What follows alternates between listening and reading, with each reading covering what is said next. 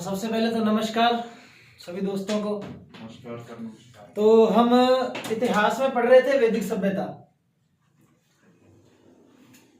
क्या पढ़ रहे थे? वैदिक सभ्यता। वैदिक सभ्यता में हम पार्ट एक यानी कि क्या पढ़ रहे थे? ऋग्वेद काल। ऋग्वेद काल में हमने पढ़ा कल कि राजनीतिक जीवन, जिसमें हमने परिवार से लेकर जन तक की चीजें पढ़ी, हमने उनके मुखियाओं की बात की और हमने सामाजिक जीवन के बारे में जानकारी ली और उसके बाद में हमने महिलाओं की स्थिति पे बात की। और आज हम बात करेंगे जस्ट उससे आगे। आज हम बात करेंगे वर्ण व्यवस्था पर। आज हम किस पे बात करेंगे? सबसे पहले वर्ण व्यवस्था। किसकी वर्ण व्यवस्था? ऋग्वेद काल की जो वर्ण व्यवस्था है। तो ऋग्वेद काल की जो वर्ण व्यवस्था थी, मैंने आपको बताया था कि किस पे आधारित थी? जन्म पर आधारित थी। सॉरी, कर्म पर आधारित थी। किस पे आधारित थी? कर्म पर आधारित थी। जो ऋग्वेद काल की जो वर्ण व्यवस्था है वो तो थी कर्म पर आधारित, और जो इससे जस्ट उत्तर वैदिक काल जो आगे हम पढ़ेंगे, कौन सा काल? उत्तर वैदिक काल, उसमें ये जन्म पर आधारित हो जाती है। किस पर आधारित हो जाती है? जन्म पर आधारित हो जाती है। कर्म पर आधारित अब हम पढ़ेंगे, जिसका मतलब क्या है कि जिस तरह का व्यक्ति का काम होगा वो उसी वर्ण में चला जाएगा। और हमें पता है कि वर्ण कितने हैं? 4। कौन कौन से? ब्राह्मण, क्षत्रिय, वैश्य और शुद्ध। अब जैसे हम पढ़ते हैं कि जब कर्म पर आधारित हो जाती है वर्ण व्यवस्था, तो व्यक्ति का अगर काम पुरोहित वाला है तो वो किसमें रहेगा? ब्राह्मण वर्ग में। किसमें रहेगा? ब्राह्मण वर्ग में। अगर उसका काम क्या है? रक्षा करना। क्या करना? रक्षा करना, यानी कि क्या? राजा का। तो वो कौन से वर्ण में चला जाएगा? क्षत्रिय में चला जाएगा। और अगर जो बंदा व्यापार का कार्य करता है, जो क्या है? व्यापारी है, तो वो किसमें चला जाएगा? वैश्य में। और अंतिम जो वर्ण आता है, जो क्या माना जाता है? शूद्र, या फिर जिसको हम क्या कहते हैं? शूद्र।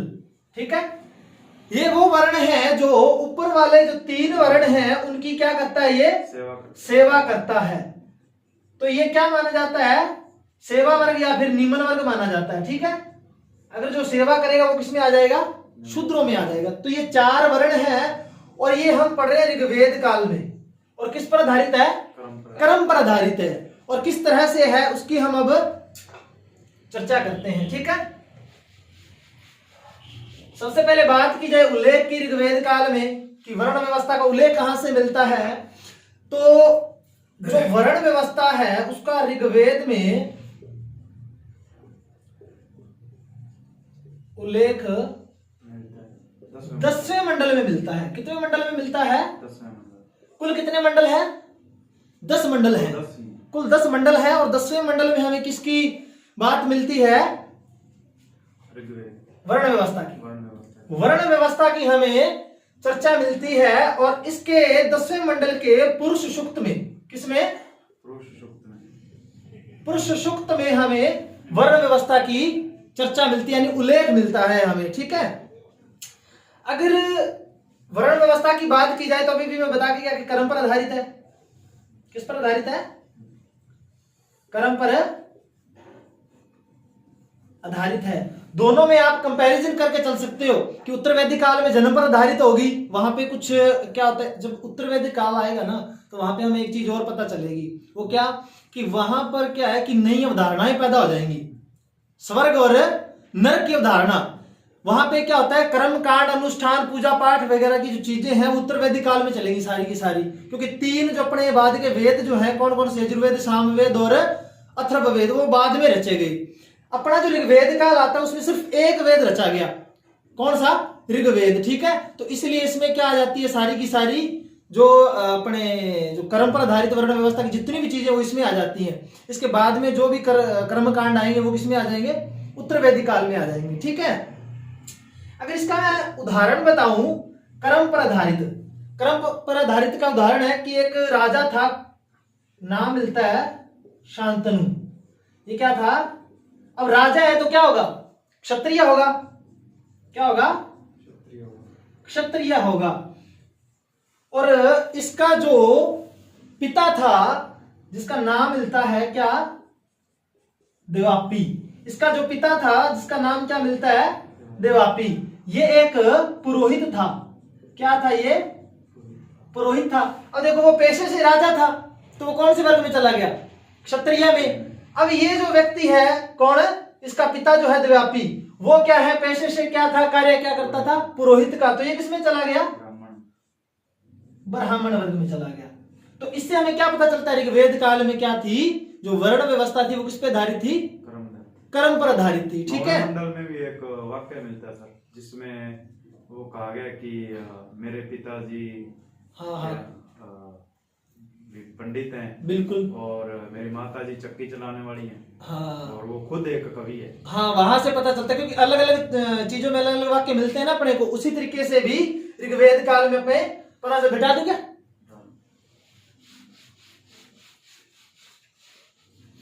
तो ये अच्छा, शूद्र वर्ण जो की उत्पत्ति हुई है वो 10वें मंडल में हुई है, और हाँ, उससे पहले इन 3 वर्णों की थी सर, एक ब्राह्मण, क्षत्रिय और वैश्य, तीन ही थे। उस 10वें मंडल में शूद्र वर्ण की। हाँ, हाँ, मैंने बताया था ना शुरुआत में, जब मैंने ऋग्वेद काल पढ़ा रहा था पहली क्लास में, कि किस तरीके से आर्य जब आए तो उन्होंने क्या किया कि जो निम्न वर्ग के जो लोग थे उन पर अधिकार कर लिया था। जब उन्होंने अधिकार कर लिया तो जो निम्न वर्ग के जो लोग जिन पर अधिकार किया था उनको क्या नाम दिया था? शूद्र।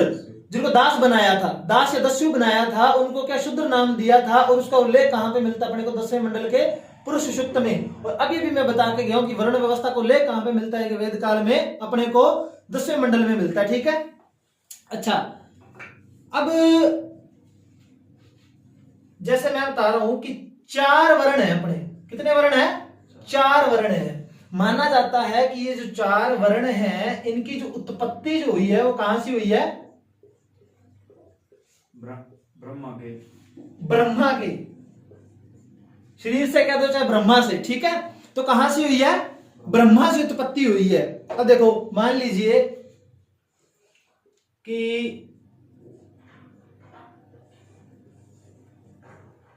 ये इस तरीके से ब्रह्मा जी हैं। अब इसमें कहा गया कि जो मुख था, क्या मुख था, वहां से तो किसकी उत्पत्ति हुई? ब्राह्मण की हुई। ठीक है, अब किस तरीके से? क्योंकि देखो जितने भी अच्छे अच्छे उच्चारण हैं या देवताओं के लिए जो जो मतलब अपने पूजा पाठ अनुष्ठान किए जाते हैं, उसमें जो उच्चारण किए जाते हैं वो कहां से किए जाते हैं? तो सबसे शुद्धतम भाग कौन सा हुआ?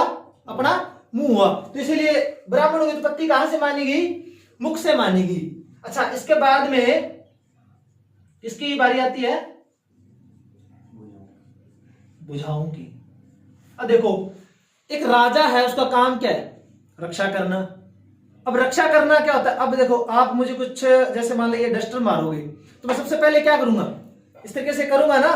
तो सबसे पहले रक्षा का काम कौन करता है? अपनी भुजाएं करती हैं। तो भुजाओं से किसका माना गया है निर्माण? क्षत्रियों का। ठीक है, उसके बाद में बात आती किसकी? वैश्यों की। देखो, इनका माना गया है जंघाओं से। किससे? जंघाओं से। और पैरों से, पैर जो हैं उनसे किसकी उत्पत्ति मानी गई है? शुद्ध, या फिर आप कह सकते हैं जिसको शुद्ध। ठीक है, मुख से किसकी? ब्राह्मण की। और भुजाओं से क्षत्रिय, और जंघाओं से वैश्य, और पैर से शुद्ध। ठीक है, अच्छा, अब बात आ जाती है इनके कार्यों की। अब इनके कार्यों की बात करूं मैं, तो जो ब्राह्मण जो थे उनका क्या काम था? यज्ञ और हवन करवाना। तो ब्राह्मण का जो पेशे का काम था शुरुआत से, वो क्या रहा है? किस? यज्ञ और हवन करवाना। और जो राजा है उसका क्या काम होगा? जैसे इसमें आता है कि नंबर 1 तो ये शासन करेगा। क्या करेगा? ये शासन करेगा। और क्या करेगा? जनता की रक्षा करेगा, ठीक है। और अगर हम बात करें वैश्यों की, थोड़ी देर पहले मैं बता के गया हूं कि वैश्यों का क्या कार्य होगा, वह व्यापार करना, या क्या कहूं मैं इसको, वाणिज्य। क्या करते थे ये, व्यापार या फिर वाणिज्य का काम करते थे, ठीक है। और अगर शूद्रों की बात की जाए तो ये एक निम्न वर्ण है, क्या है ये, निम्न वर्ण है। और उच्च वर्णों की क्या करता था ये, सेवा करता था, ठीक है। उतारना क्या, क्या मिटा दूं, ठीक है। अच्छा, अब बात करते हैं अपने किसकी, मैंने कल एक थोड़ा सा हल्के फुल्के अंदाज में एक चीज बताई थी मैंने, आश्रम व्यवस्था के बारे में। किसके बारे में बताया था, आश्रम व्यवस्था के बारे में। तो आश्रम व्यवस्था के बारे में जो मैंने बताया था, तो कहा था कि एक मानव का जो जीवन है वो कितने वर्षों का मानकर, 100 वर्षों का मानकर उसको 4 क्या है आश्रमों में विभाजित किया है। कितने आश्रमों में, 4 आश्रमों में विभाजित किया है, ठीक है। तो नंबर 1 कौन सा आश्रम है, ब्रह्मचर्य। क्योंकि कुछ चीजें तो मैंने कल बता दी थी ना, 100 वर्षों का मानकर, और लिखवा भी दी थी। अच्छा, इनकी थोड़ी बहुत डिटेल है वो बता देता हूं। ब्रह्मचर्य, या फिर मैं जिसको कहता हूं बालाश्रम। क्यों कहा है इसको बालाश्रम, क्योंकि इसमें जो आयु होती है एक बच्चे की या फिर एक पुरुष या मानव की, तो वो कितनी होती है, 0 से 25 वर्ष। और स्त्री की सर 17 होते हैं, 1 से नहीं, ये तो एक मतलब मानव है, स्त्री और पुरुष दोनों मानव के अंदर ही आ गए, ठीक है। अच्छा, एक मानव है, उसकी जो एज है वो 100 वर्षों की मानकर, 100 वर्षों की मान ली गई है, और उसको 4 आश्रमों में विभाजित कर दिया, 4 आश्रमों में विभाजित कर दिया। और आश्रमों का मतलब अब मैं समझा रहा हूं किस तरीके से। सबसे पहले जब बच्चा जन्म लेता है तो वो किस आश्रम में प्रवेश कर जाता है, ब्रह्मचर्य में, ठीक है। को व्यवस्थित किया इन्होंने, हाँ बिल्कुल, ठीक है। तो ये सबसे पहले किसमें करेगा प्रवेश, ब्रह्मचर्य में। और जब ब्रह्मचर्य में प्रवेश करता है तो ये क्या करता है, उपनयन संस्कार प्रारंभ करता है। तो अगर क्वेश्चन आ जाए कि उपनयन संस्कार जो है वो किस में प्रारंभ किया जाता है, पूर्ण किया जाता है, तो वो किसमें किया जाता है, ब्रह्मचर्य आश्रम में, ठीक है। और ब्रह्मचर्य आश्रम जो है ये क्या नाम लेते हैं, कितने नंबर पर आता है क्रम में, नंबर 1 पे आता है, ठीक है। अच्छा, अब उपनयन संस्कार का मतलब ये है कि ज्ञान अर्जन करना। क्या करना, वो मैंने बताया कि गुरु के समीप बैठकर क्या करता है, बालक जो होता है वो क्या करता है, ज्ञान अर्जन करता है। अब वो ज्ञान अर्जन करेगा तो वो ज्ञान की कोई सीमा तो होगी ना, कभी तो समापन होगा ही। तो इसी में क्या आता है, समावर्तन। क्या आता है, समावर्तन संस्कार। यानी कि ज्ञान जब वो लेकर मतलब समाप्त करके आता है, हाँ, तो तब कौन सा संस्कार अपनाया जाता है, समावर्तन, ठीक है। अच्छा, अब ये तो कौन सा हो गया अपना, ब्रह्मचर्य आश्रम, हाँ ब्रह्मचर्य आश्रम। अगर आप उपनयन की बात करो ना, देखो उप प्लस, या कहूं तो उपधन प्लस नयन। अच्छा, उप का मतलब होता है समीप, ठीक है, और नयन का मतलब होता है बैठकर। किसके समीप बैठकर, गुरु के समीप बैठकर, गुरु के समीप बैठकर ज्ञान अर्जन कौन से अगर क्या कहते हैं कि आश्रम में किया जाता है, तो किसमें किया जाता है, ब्रह्मचर्य में किया जाता है, ठीक है। तो मिटा दूं मैं आश्रम। नंबर 2 आश्रम कौन सा होगा,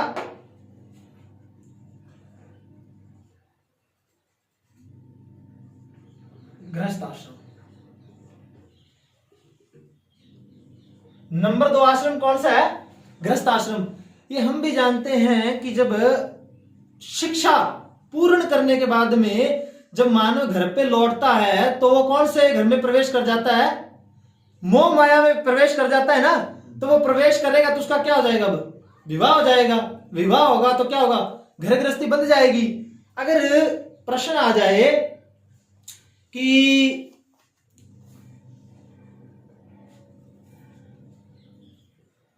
संपूर्ण संसार को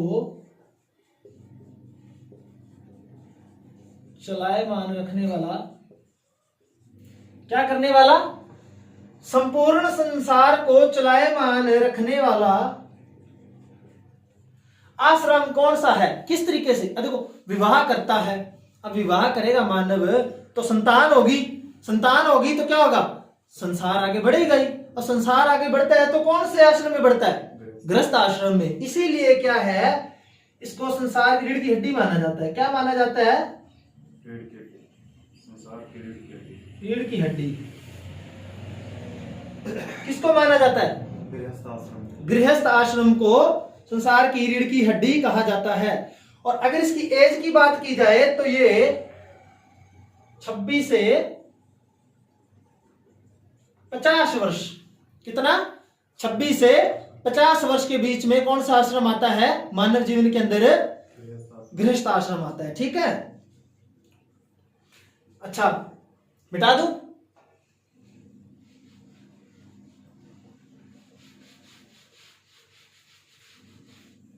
नंबर 3 कौन सा आश्रम आएगा? अब क्या हो गया कि ब्रह्मचर्य यानी कि गुरु के समीप बैठकर ज्ञान अर्जन भी कर लिया, घर गृहस्थी भी पूर्ण हो गई। जब घर गृहस्थी में क्या होता है कि मानव पूरी तरह से क्या है कि मोह माया में जकड़ जाता है। अब वो मोह माया में जकड़ गया तो दोबारा से क्या होता है कि जो उसने ज्ञान प्राप्त किया तो उसको याद दिलाने के लिए और ज्यादा ज्ञान की प्राप्ति के लिए क्या है कि कौन से आश्रम में प्रवेश करवाया जाता है? उसको वानप्रस्थ आश्रम, या मैं कहूं तो वन को गमन करना। इसका शाब्दिक अर्थ क्या होगा? वन को गमन करना। अब मानव किसमें गमन करेगा? वन को गमन करेगा, और क्या करेगा? ज्ञान की और ज्यादा प्राप्ति करेगा, और क्या करेगा? ग्रंथ रचेगा। क्या करेगा? ग्रंथ रचेगा। ठीक है, अच्छा, जब वानप्रस्थ आश्रम आता है तो इसके समय जो ग्रंथ लिखे गए, इसके समय क्या किए गए? जो ग्रंथ लिखे या रचे गए वो क्या कहलाए? आरण्यक। क्या कहलाए वो? आरण्यक कहलाए। ठीक है, अच्छा, अगर पूछ लिया जाए कि वानप्रस्थ आश्रम के समय मानव जो है, मानव संपूर्ण संसार का हो जाता है, वो किस तरीके से संपूर्ण संसार का हो जाता है? देखो, अब क्या है कि घर गृहस्थी पूर्ण हो चुकी है उसकी, अब वो जो भी करेगा, जो भी ज्ञान रचेगा, वो ग्रंथ में लिखेगा तो वो क्या होगी? एक शिक्षा हो जाएगी ना सभी के लिए।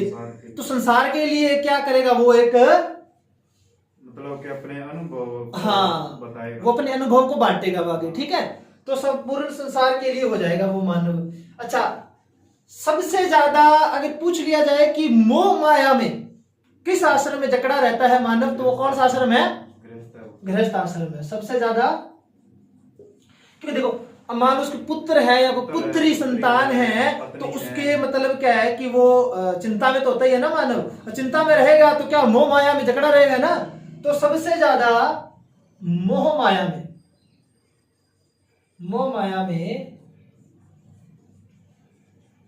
जकड़ा रहता है मानव। ठीक है,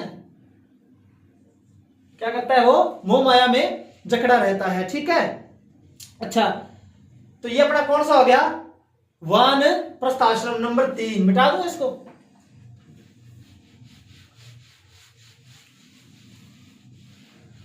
नंबर 4, अब क्या कर लिया उसने? सबसे पहले ब्रह्मचर्य कर लिया उसने, शिक्षा ले ली, उसके बाद में गृहस्थाश्रम में प्रवेश कर गया, तो उसके बाद में वानप्रस्थ आश्रम। ठीक है, वनों को गमन कर लिया। अब क्या उसने ग्रंथ भी रच लिए। अब नंबर 4 पर क्या आ गया? अंतिम वक्त, यानी कि क्या आ गया? संन्यास आश्रम। ठीक है, देखो, संन्यास आश्रम का मतलब ये है कि उसको मोक्ष की प्राप्ति होगी, अंत्येष्टि आ गई। क्या आ गया?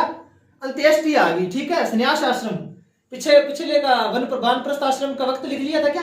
टाइम 51 से 75। ठीक है, वानप्रस्थ का भूल गया मैं। इसका कितना होगा? 76 से 100 वर्ष। ठीक है, जो संन्यास आश्रम है इसमें क्या होता है कि जो मानव होता है, मानव पूर्ण रूप से, क्या पूर्ण रूप से विरक्त हो जाता है। क्या हो जाता है? विरक्त हो जाता है, मुक्त हो जाता हाँ बिल्कुल ठीक है। और ये क्या हो जाता है कि जो मानव होता है वो ईश्वर की भक्ति में क्या होता है, लीन हो जाता है।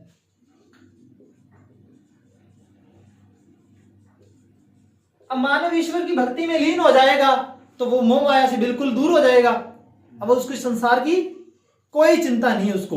अब वो क्या हो गया, ईश्वर की भक्ति में लीन या फिर विलीन हो जाता है और उसको क्या आ जाती है, अंत में है, मोक्ष की प्राप्ति हो जाती है। मोक्ष की प्राप्ति हो जाती है।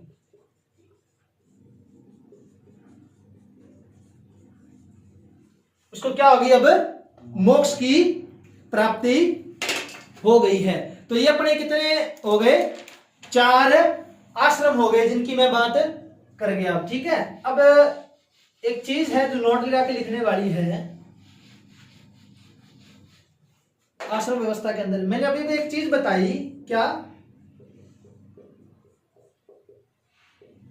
उपनयन संस्कार। देखो जो उपनयन संस्कार है, अगर उसकी बात की जाए ना, तो जो अपने ऊपर के कितने वर्ण हैं, 3 वर्ण। 3 वर्ण। कौन कौन से? ब्राह्मण, क्षत्रिय, क्षत्रिय और वैश्य। वैश्य। उपनयन संस्कार का मतलब ही क्या था? क्या था कि गुरु के ज्ञान का अर्जन करना, समीप बैठकर ज्ञान अर्जन करना। और अगर पूछा जाए कि उपनयन संस्कार का अधिकार, या कहूं मैं गुरु के समीप बैठकर ज्ञान अर्जन करने का अधिकार किनको प्राप्त था, तो ऊपर के 3 वर्णों को प्राप्त था, सिर्फ और सिर्फ। किस काल की बात हो रही है? अब ऋग्वेद काल की बात हो रही है। ठीक है, अच्छा, वो मैंने बता ही दिया कि जो उपनयन संस्कार जो है उसके बाद में क्या होता है कि जब गुरु के पास वो बैठकर ज्ञान अर्जन करता है तो वो क्या है, गृहस्थ आश्रम में प्रवेश कर जाता है। ठीक है, इस चीज की अपने बात कर गए। तो हम क्या पढ़ रहे थे अब तक? मिटा दो एक बार में। अब तक हम क्या पढ़ रहे थे? सामाजिक जीवन। सामाजिक जीवन में हमने स्त्रियों की बात की। ठीक है, उसके बाद अपने वर्ण व्यवस्था की बात कर ली। अब हम किसकी बात करेंगे? ऋग्वेद काल के धार्मिक जीवन की बात करेंगे। इसकी बात करेंगे,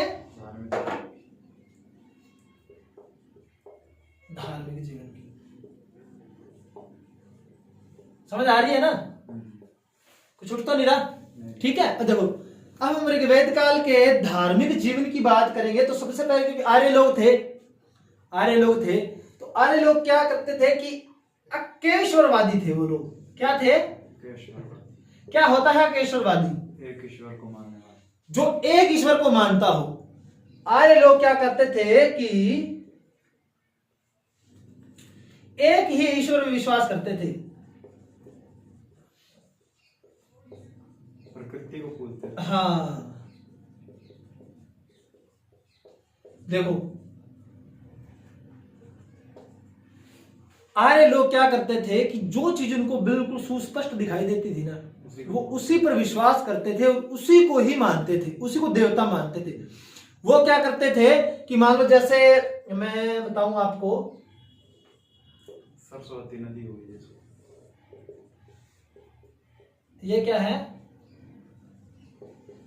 धौंस। क्या है ये? धौंस। जैसे मान आकाश, क्या है ये? आकाश है। ठीक है,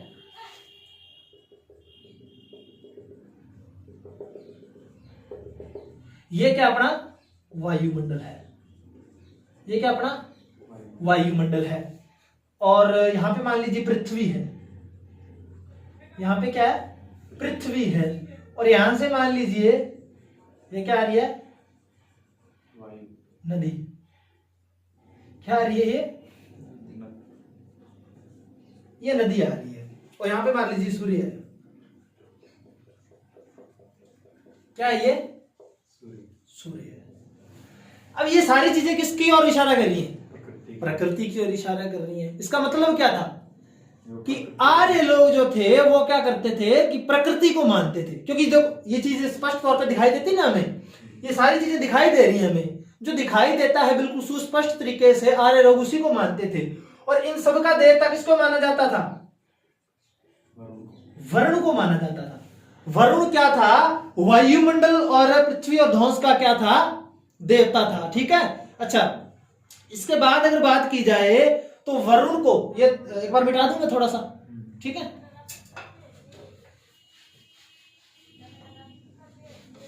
वरुण जो है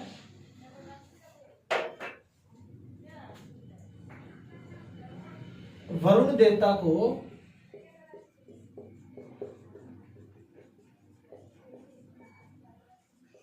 ऋतिष्य गोप्ता कहा गया है। क्या कहा गया है आर्यों के द्वारा? वरुण देवता को ऋतिष्य गोप्ता कहा गया है। अच्छा, आर्य लोग क्या कहते थे कि जो ध्वंस यानी कि क्या है? आकाश। आकाश और पृथ्वी के मिलन से क्या हुआ है? संपूर्ण संसार का क्या हुआ है? निर्माण हुआ है। ये बात कौन कह रहे हैं? आर्य लोग कह रहे हैं, क्योंकि उनका धार्मिक जीवन कुछ ऐसा ही था कि वो केशववादी थे, कि ईश्वर में विश्वास करते थे। और विश्वास भी किस पे कर रहे हैं? वो प्रकृति पे कर रहे हैं। और प्रकृति में करेंगे तो क्या होगा कि वो कह रहे हैं ना कि ध्वंस यानी आकाश और पृथ्वी के मिलन से क्या हो जाता है? संपूर्ण संसार का निर्माण हो जाता है। अच्छा, अगर हम ऋग्वेद की बात करें, किसकी? ऋग्वेद की। तो ऋग्वेद में सबसे